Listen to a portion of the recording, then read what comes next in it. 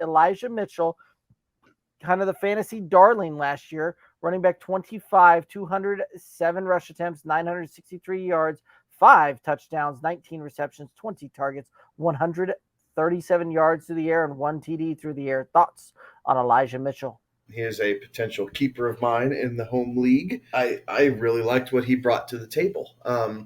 I think the biggest thing that comes to mind is I hope he's putting on a little bit more muscle to be a little bit more durable, right? Missed a couple games, got dinged up a little bit. That does seem to happen from time to time, in this Shanahan offense. That's why they carry such a deep bench of running backs, if you will, right? But overall, I like what he does. He's the lead back coming into this offense. He does do well in this zone system. He's able to pick up the the pass rush. Has decent hands, maybe not great hands, but he's good for a couple receptions each game to kind of, chunk his way up there a little bit. So I like him, and he's a great guy if you're implementing a zero RB approach.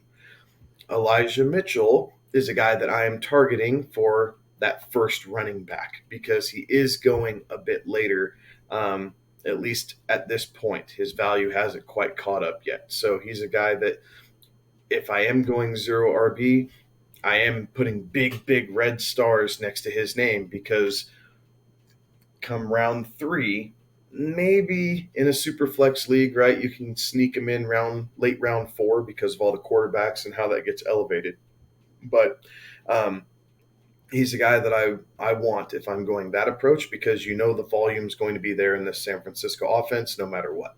Yeah, this Niners running back room was almost as confusing as like the Patriots running back room, but it wasn't because of everybody was healthy and who was the hot hand that particular week or what was the best matchup.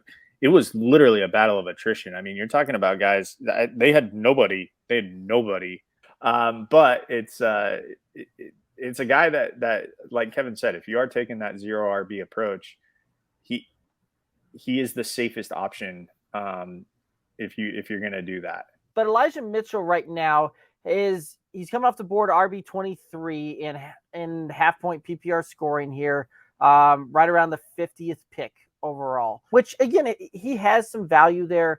Guys that are going right around the similar price, similar draft position are guys like Travis Etienne, J.K. Dobbins, A.J. Dillon's going later than that as well.